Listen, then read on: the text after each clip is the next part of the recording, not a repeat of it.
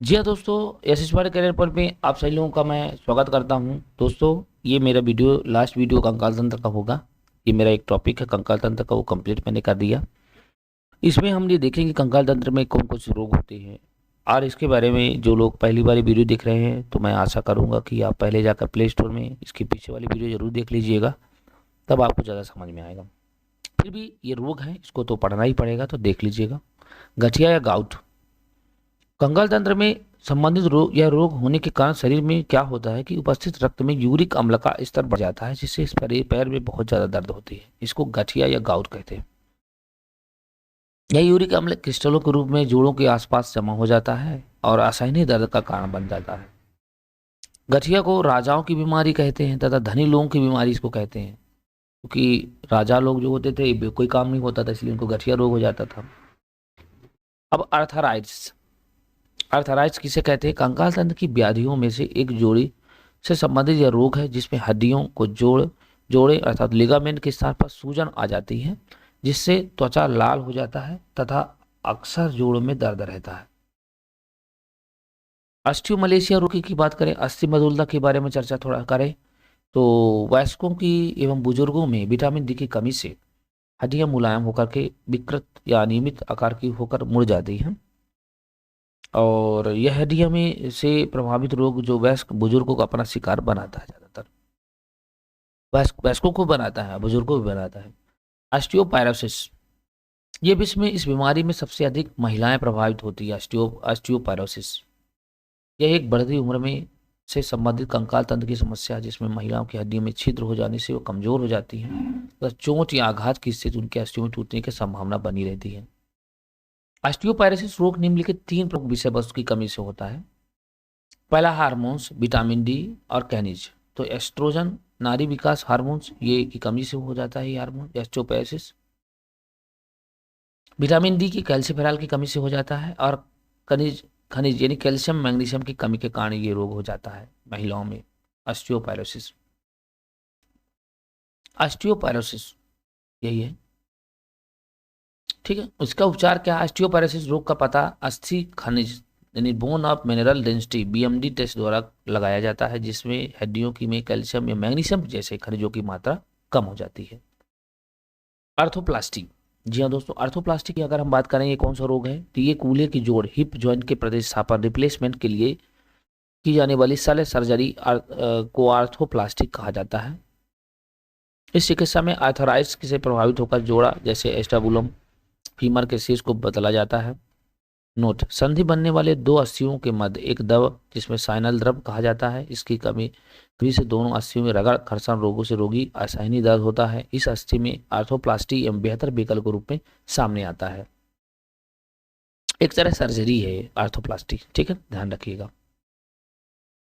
अस्थि खनिज ये घनत्व टेस्ट, हड्डियों की कार्यक्षमता का पता लगाने के लिए अस्थि खनिज test bone mineral density BMD का प्रयोग ऑस्टियोपाइरोसिस रोग से ग्रसित रोगी महिलाओं का पता लगाने के लिए किया जाता है। महत्वपूर्ण तथ्य थोड़ा पढ़ लेते हैं, इसके बाद आपका ये कंप्लीट कोर्स कहलाएगा। ये वयस्क मनुष्य में 206 हड्डियां, नवजात शिशु में बच्चों में लगभग 300 या 303 हड्डियां पाई जाती हैं। शार्क स्तनधारी जीव मछली नहीं है। शरीर में अस्थियों की संख्या इसकी 0 होती है। भ्रूण अवस्था में शिशु का कंकाल तंत्र उपास्थियों से बना होता है। कंकाल तंत्र हड्डियों का द्वारा निर्मित का सबसे महत्वपूर्ण कार्य रक्त निर्माण करना होता है। मानव खोपड़ी में 29 हड्डियां पाई जाती हैं, जबकि कपाल 8 हड्डियों से मिलकर के बना संरचना होता है। बाह्य कंकाल के अंतर्गत बाल तथा नाखून आते हैं, जिनका निर्माण अल्फा कैरेटिन नामक प्रोटीन से होता है। मकड़ी के जाले बीटा कैरोटीन प्रोटीन से मिलकर के बने होते हैं। गाय के दूध का पीला रंग कैरोटीन प्रोटीन का हाइड्रोकार्बन एवं सफेद धवल रंग कैस्टीन प्रोटीन के कारण होता है। मानव शरीर में सबसे लंबी हड्डी फीमर जांघ की, सबसे छोटी हड्डी स्टेपिस कान की और पाई जाती है। ये एक मानव शरीर की सबसे कठोर अस्थि जबड़े की अस्थि मैंडिबल कहलाती है। आगे की अगर बात करें तो शरीर में सर्वाधिक प्रबल कठोर मैग्जिलर अस्थि जो जबड़े में उपस्थित होती है अस्थियों की कठोरता के कारण प्रमुख घटक कैल्शियम फास्फेट 60%, मैग्नीशियम फास्फेट 7% के कारण होता है। मानव शरीर का सबसे कठोरतम भाग दांत की ऊपरी उपस्थित सफेद परत है, जिसे इनेमल या दांत का शिखर कहा जाता है। सेंसिटिविटी, गर्म या ठंडा लगना, दांतों के सफेद परत इनेमल लगातार क्षरण से समस्या जन्म लेती है। प्रकृति का सबसे कठोरतम पदार्थ हीरा कहलाता है, जो कि कार्बन नामक अधातु है। मनुष्य का कैशोरिक दंड वर्टिब्रल कॉलम 26 हड्डियों से मिलकर के बना होता है। शल्य क्रियाओं में अर्थोप्लास्टिक कूल्हे के जोड़ का प्रतिस्थापन कहलाता है। मानव शरीर में टीबिया और फिबुला हड्डियां पैर में पाई जाती है। मस्तिष्क में 12 जोड़ी तंत्रिकाएं निकलती हैं, जिन्हें क्रेनियल नर्व या कपाल तंत्रिका कहते हैं। स्पाइनल कॉर्ड में 31 जोड़ी तंत्रिकाएं निकलती हैं, जिन्हें स्पाइनल नर्व या मेरुरज्जु तंत्रिकाएं कहा जाता है। विपरीत परिस्थितियों में शारीरिक संतुलन अर्थात प्रतिवर्ती क्रियाओं का नियंत्रण रीढ़ की हड्डियां करती हैं। हमारे शरीर में कुल 639 से लेकर 650 मांसपेशियां होती हैं।